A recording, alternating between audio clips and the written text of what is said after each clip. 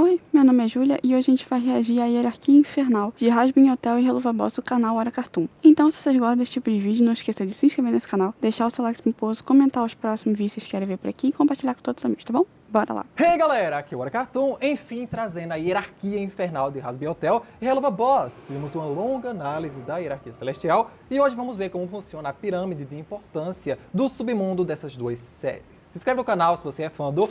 Se vocês quiserem que eu reaja ao outro, eu não sei se eu já reagi, comenta aqui embaixo que eu trago também, tá? Deixa eu só dar uma olhada aqui e ver se eu reagi ou não, porque aí vai que eu tô falando cagada. 2 horas depois... Não reagi não. Comenta aqui embaixo que eu posso trazer ele pra vocês. Hela Hazbin Verso e deixe seu like para mais vídeos assim.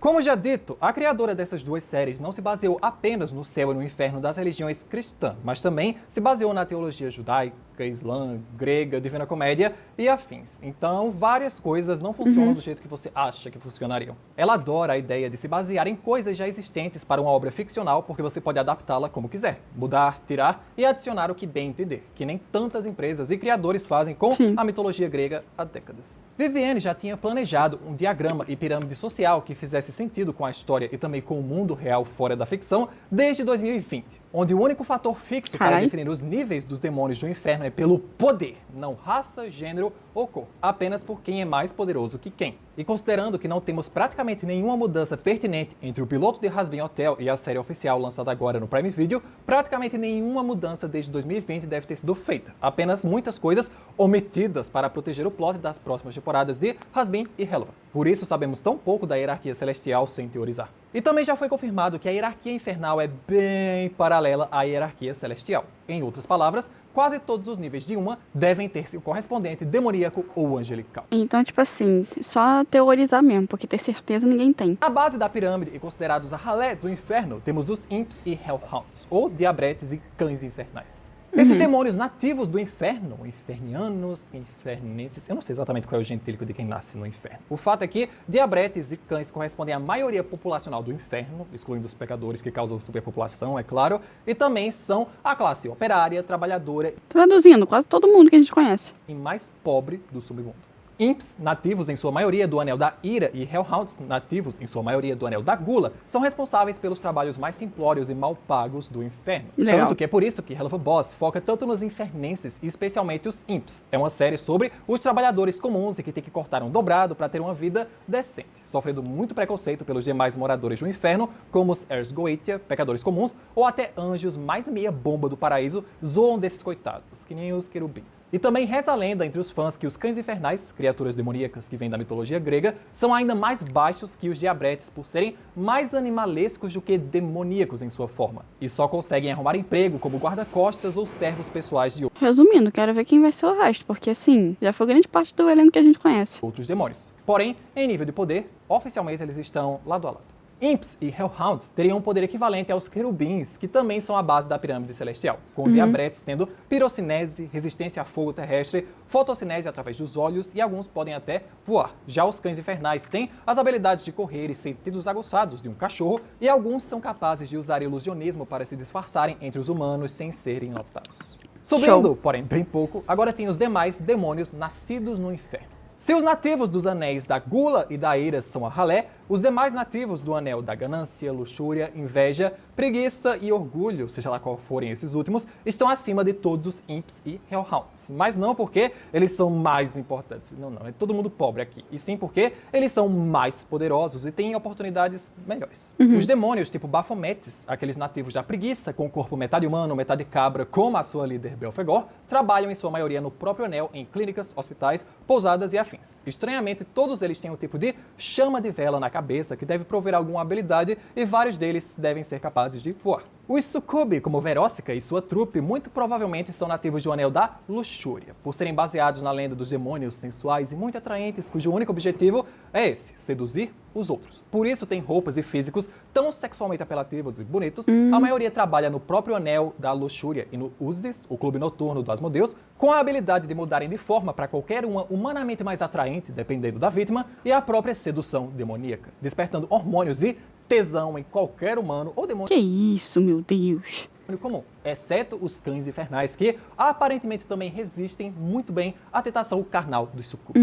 Os demais ainda não tiveram tanto destaque para falar das habilidades ou funções, mas os demônios meio tubarão, que parecem ser nativos da ganância, são quase todos metidos em gangues, assaltos e milícias, enquanto os que têm um aspecto de peixes abissais, muito provavelmente do Anel da Inveja, ainda são bem desconhecidos. Porém, tenham em mente que todos os demônios comuns podem se reproduzir, até Imps e Hellhounds, podendo gerar descendentes de espécies híbridas, têm uma longevidade muito maior em anos infernais, que não passam iguais aos anos terrestres, e todos podem ser mortos por inúmeras causas. Não precisam ser armas angelicais para eles irem de arrasto.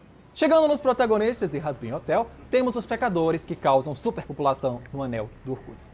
Aqui começa a classe média. Todos os pecadores do inferno só podem viver no seu primeiro anel, o do orgulho. Nenhum deles pode se reproduzir e ter filhos de maneira convencional. E eles são imortais, a não ser Como é que eles podem ter filho então, gente? que sejam aniquilados Adotando algo assim? por armas de aço angelical. Caso dois pecadores se matem com armas infernais, normais e tal, eles só vão renascer lá mesmo. Provavelmente com uma ressaca daquelas. Dos pecadores conhecidos que esbanjam imortalidade a tudo, menos aos anjos, alguns possuem formas demoníacas maiores e mais assustadoras, normalmente sempre permanecendo oculta, a não ser que fiquem emocionados ou sintam-se atacados. Os que herdam características de animais também podem ganhar algumas pequenas habilidades e costumes, como Alastor, Valentino ou Angel, que tem 4 braços e até mais olhos, que permanecem ocultos por sua relação com aranhas. Eles têm habilidades sobre-humanas, como uma resistência abismal a golpes e ataques, e vários têm proficiências únicas que não seguem um padrão, como Husky, que tem asas para voar, ou Serpentius, que conseguiu até criar demônios sintéticos, no caso, seus capangas ovinhos. Pecadores só podem morrer Entendi, esqueci desses personagens aqui que não apareceram antes. por armas ou ataques angelicais muito poderosos. A função deles no inferno nada mais é do que sofrer pela eternidade na anarquia constante desse lugar, onde as regras são definidas pela própria população, já que Lúcifer não dava a mínima para eles. E são paralelos às almas virtuosas ou vitoriosas que ascendem ao paraíso para terem uma vida eterna perfeita. E passando para os pecadores super poderosos, os Overlords ou Soberanos do Inferno. Essa galerinha da podridão representando o que há de pior no inferno atualmente são humanos pecadores que ganharam poder e influência através de acordos demoníacos, seja possuindo a alma de outros pecadores ou com acordos menos severos, já que toda promessa feita no inferno, ou seja, um acordo, não pode ser descumprida jamais, a não ser que as duas partes concordem com isso. Mas isso é teórico, né? Eu não sei se isso realmente vai ser assim. Soberanos como Alastor podem dar aos pecadores comuns muita coisa. Porém, uma mão lava a outra. É sempre uma troca de favores, onde esse favor pode real ser apenas um favor, como o acordo verbal dele e Veg para ele ajudar, contanto que ela nunca mais peça para ele fazer nada que envolva o meio televisivo. Porém, você também pode apostar sua alma e virar servo eterno de alguém como Husky Nifty, comprar e consumir produtos que nos termos de aceitação, os Vs, podem farmar muitas almas ou dívidas eternas com seus consumidores. Ou então a do Angel também. Vender armas como Carmilla a preços absurdos, que você pode vender a alma para comprar, Meu Deus. etc, etc.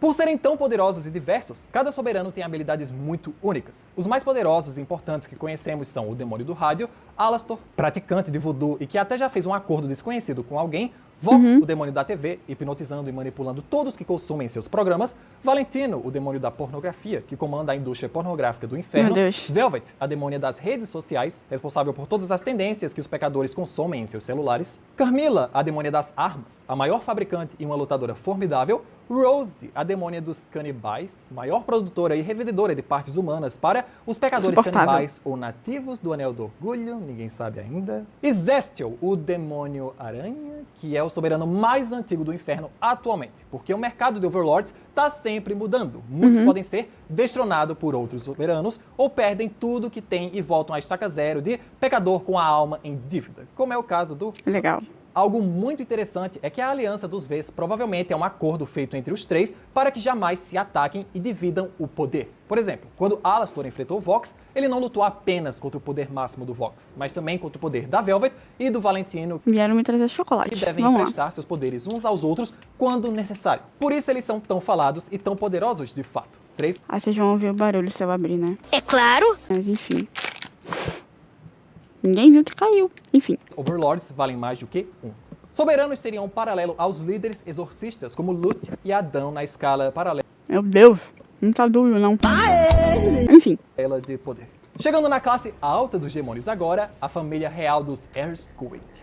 Essa nobre família de demônios tem muito mais inspirações na demonologia clássica do que vocês imaginam. E eles são provavelmente todos nativos do Anel do Orgulho, mas são muito mais poderosos que qualquer demônio comum ou até que os soberanos como Alastor e os Vi-Adios. Pra quem não sabia, os Ers Goetia não são uma invenção da Viviane Medrano. Eles pertencem a um grimório de demonologia chamado A Chave Menor de Salomão, um livro com descrições precisas, imagens e rituais de como invocar vários tipos de demônios, espíritos e como controlá-los. Dito que foi o rei Salomão que teria feito isso. Mas é claro que Salomão não era um mestre de demônios. Os historiadores têm um nome para isso: pseudepigráfico. Textos com autoria atribuída falsa. Alguém escreveu esse livro no século XVII e colocou como se fosse escrito por um antigo rei hebreu. Nesse grimório tem um capítulo chamado Ers Goetia, em que Ers significa técnica ou habilidade, enquanto Goetia é o nome de um tipo de feitiçaria ou bruxaria europeia advinda de livros, muito ligada à adivinhação e astronomia. E o capítulo Ers Goetia da Chave Menor de Salomão tem uma lista de 72 demônios. Teoricamente existem... Meu Deus do céu, quanta coisa. 72 membros da família Ers Goetia, dos quais são citados o rei Paimon e o príncipe Stolas, até com o cargo real certo deles. Andréfos, irmão da Estela, também está nessa lista como marquês dos demônios do Ers Goetia. Porém, a própria Estela e Octavia não estão nessa lista, talvez por adaptação ou porque a inspiração delas foi outra. Enfim, essa família, como qualquer realeza no mundo real, não tem uma função ou um emprego de verdade. Só são responsáveis por eventos e diplomacia no geral. Porém, são muito importantes e poderosos. Stolas, baseado no Stolas salomânico, é realmente uma coruja com longas pernas, dito naquele grimório, que ele ensina astronomia sobre plantas e pedras preciosas. Em sua maioria, coisas que realmente fazem parte da personalidade e dos poderes do Stolas. Como o livro que seu pai lhe deu e ele utiliza para rituais e previsões, ou seu vasto conhecimento astronômico. Fora ter inúmeros poderes diferentes, desde petrificação, possessão de humanos ou reanimação de cadáveres. Seu pai... Cruzes. Bom... Droga, essa piada não fica boa. Seu pai é descrito pelo falso Salomão como um fiel servo de Lúcifer e, teoricamente, é ainda mais poderoso que Stolas, ainda que não tenha demonstrado tanta coisa. O mesmo vale para sua neta Octavia, Stella ou o irmão psicótico dela. Eles devem ser imortais, exceto armas angelicais, e estariam no mesmo nível de poder dos santos do paraíso ou os discípulos de Jesus, como São Pedro, que guarda as portas do céu. Nos que já ganharam um vídeo praticamente só deles, os 7 príncipes e pecados capitais do inferno. Excluindo Lúcifer, é claro, porque ele não é um simples pecado, cada um desses super demônios comandam um anel inteiro do inferno e são a própria personificação dos conceitos da ira, gula, ganância, luxúria, inveja e preguiça. E claro, todos eles são mais poderosos que os Ers Goetia. Ainda não conhecemos Satã, o pecado da ira, Leviatã, o pecado da inveja, ou Belfegor, a cabrinha do pecado da preguiça. Mas dos conhecidos, Asmodeus é um demôniozão viciado nos prazeres carnais, que comanda sua própria boate, bar, clube de strip, casa de sexo, sendo um manipulador de fogo, fumaça mágica e criador de ilusões. Beelzebub, ou Beelzebub, a rainha dos cães infernais, é uma festeira crazy que se destaca por sua melicinese, capacidade de produzir e controlar seu mel demoníaco de vários efeitos. Mammon, o capitalismo em forma de demônio, que só visa ganhar mais e mais dinheiro com seus empreendimentos, se destaca por sua fragocinese, manipulação de explosões verdes. E Lúcifer, o pecado do orgulho... Falamos do pica grossa depois. Que isso, meu Deus, do nada. O oposto dos 7 pecados são as 7 virtudes que discutimos na hierarquia do paraíso: diligência, caridade, castidade, generosidade, temperança, paciência e humildade. Em antepenúltimo, a nata da sociedade infernal começa com Charlie e Lilith, a princesa e a rainha do inferno, respectivamente. Charlie estar tão acima assim já é algo confirmado pela criadora, então não tem pra que discutir. Sim. Ela, como herdeira do trono do inferno, tem um potencial de poderes demoníacos Mas ela tá acima do pai? Estranho. muito gigantesco, porque claramente ela ainda não desbloqueou por ser boazinha demais e não querer realmente fazer mal a ninguém. Igualmente, não podemos deixar Lilith, a mãe de todos os demônios, abaixo dela. Ela começou o inferno junto com Lúcifer com suas canções e foi ela quem fez o inferno prosperar. Mesmo que seja apenas uma humana que teoricamente nunca morreu e governava esse reino ao lado de Lúcifer. Ela acumulou tanto poder ao longo desses milhares de anos que é como se ela fosse a soberana suprema da zorra toda. Fora já ser confirmado também que ela é o grande mistério da série atualmente e que conseguiremos teorizar melhor com as informações que vão sair na segunda temporada. Lilith se destaca pelos seus poderes musicais, inclusive a criadora queria que a Lady Gaga fosse a voz original dela, e eu quero muito Eu acho que já tá pedindo demais, né? que isso aconteça, pelo amor de Deus. E Charlie, por sua pirocinese, controle sobre o fogo em forma de fogos de artifício, bem como seu papai fazia antigamente. E acredito que as duas podem se igualar em poder bruto aos serafins como a Emily, mas não aos serafins mais poderosos como a Sarah parece ser. Em penúltimo, ainda não é hora do creu-creu, mas sim o pior pesadelo do paraíso, os 4 cavaleiros do Apocalipse. Bem, como eu teorizei a existência dos 4 arcanjos e que Lúcifer teria sido um deles, teria que ter algo tão equivalente quanto também. E por que não E faria sentido o Lúcifer estar acima, mas agora ele não é mais. aqueles que vão trazer a total desgraça à criação divina de Deus ou dos serafins, né? Se o paraíso quisesse acabar com a terra e os seres humanos, os exorcistas que ele já tem fariam isso rapidinho. Eu suponho que os 4 cavaleiros do Apocalipse ainda não existem nem nasceram, porque sendo originados do puro mal do inferno, que teria um dedinho da Lilith ou da assumida Eva que comeu o fruto proibido, diferentemente de Lúcifer, Charlie ou Lilith, esses demônios seriam mais puro mal, com o objetivo apenas de cumprir com o título deles, causar o apocalipse e devastar toda a humanidade da Terra. Isso se a aniquilação deles parasse apenas no plano terrestre, porque eles também poderiam querer destruir o inferno e o paraíso. Numa mistura de Novo Testamento com a mitologia grega, para representar Ares, o Cavaleiro da Guerra, eu peguei essa fanfusão bem antiga de Steven Universo que os fósseis aqui do canal, como eu, devem lembrar muito bem. Uma fusão da Ametista com a Jasper, que me parece representar muito bem Menor ideia, mas enfim. a ira de um cavaleiro do Apocalipse que só busca destruição pela guerra, responsável por espalhar guerras sangrentas entre todos aqueles que não merecem viver. No caso, todos os seres humanos, né? Porque Lúcifer, Lilith e Eva estragaram toda a perfeição da criação divina lá no comecinho de tudo mesmo. Para representar Thanatos, o Cavaleiro da Morte, eu escolhi essa outra fanfiction de todas as Crystal Gems de outra artista que eu gosto muito. Porque sendo a personificação da morte, teria que ser um bicho assustador, grande, que escorre um veneno mortal por onde passa, ceifando e engolindo todas as vítimas que possam sobreviver aos outros cavaleiros. Para representar Limos, o Cavaleiro da Fome, temos essa mega fusão do antigo e muito querido Jane Crust. E esse é o único cavaleiro que não mataria ninguém diretamente, porque sua corrupção é voltada para destruir todos os animais e vegetais que existem pouco a pouco, inflacionando todos os alimentos restantes e matando tantos bilhões com o castigo terrível da fome. E por fim, o último cavaleiro, que na verdade é o primeiro, representando a conquista, seria Charlie Morningstar, a filha de Lúcifer e Lilith. Do nada. Porque o Cavaleiro do Apocalipse da Conquista também é representado em algumas culturas pelo Anticristo, aquele que se opõe à criação divina e usurparia o paraíso, os serafins e até Deus, se ele existir na série. Tá, beleza, faz sentido, beleza. Assumindo o papel de nova salvadora, por estar insatisfeita com o salvador atual. Já existem teorias de que Charlie possa Isso explodiu minha mente, mas tudo bem. ser o anticristo. E eu ainda quero dissertar essa teoria num vídeo único. Mas basicamente ela, Charlie, é o fruto de um anjo caído, quando provavelmente anjos e serafins comuns nem devem ser capazes de se reproduzir, com uma humana também criada por poder divino, mas que foi corrompida. Geneticamente, a Charlie é mais única que o próprio Steven, meio humano e meio Jen, ou o Finn sendo uma encarnação de vários cometas catalisadores. Que isso, meu Deus, tá bom. Se essa gatinha continuar fula da vida com o paraíso ou perder alguém que ama muito como Veg, seu pai ou sua mãe, ela pode liderar os Cavaleiros do Apocalipse para acabar com o paraíso e tudo que eles criaram. Até porque quem morresse na Terra iria para o inferno de qualquer forma. Ainda mais se o paraíso não existir mais. Isso se os 3 arcanjos restantes não conseguirem deter esse apocalipse. E por fim, só poderia ser ele, o Bam e responsável pelo lugar, Lúcifer Morningstar.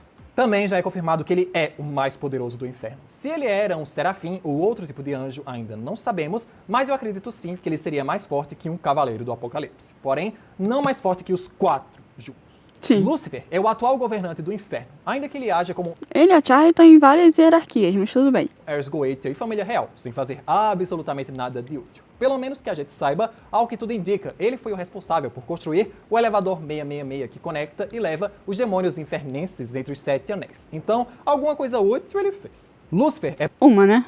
É isso. proficiente em magia angelical, magia demoníaca, voa com suas enormes asas e abre portais para qualquer lugar, menos o paraíso, eu acho. Pode mudar de forma como quiser, tem super força, pirocinese como sua filha, dentre várias outras habilidades que o fazem merecer o cargo e trono de Rei do Inferno e de todos os citados anteriormente abaixo dele na hierarquia. Bom, tendo visto a hierarquia sagrada, esta é a hierarquia profana do inferno. O máximo de mudança que pode acontecer de importante nele é se a criadora perder a oportunidade de desenvolver os cavaleiros do Apocalipse. Nesse caso, só exclui a camada deles e deixa Lúcifer logo acima das mulheres da vida dele. Entendi. E por esse vídeo é isso, galera. Nossa, bem grande, né? Eu tentei devagar o mínimo possível, mas é difícil. Não deu. Eu adoro explicar as coisas. Comentem anti-Charlie, pra eu saber que vocês chegaram até aqui. E também Anti-Charlie. suas opiniões sobre a hierarquia. Se tem algo que vocês discordam ou acham que poderia ficar melhor de outro jeito. E até o próximo vídeo. Bom, então é isso. Se vocês gostaram desse tipo de vídeo, não esqueça de se inscrever nesse canal, deixar o seu like pimposo, comentar os próximos vídeos que quer ver por aqui e compartilhar com todos os amigos, tá bom? Tchau!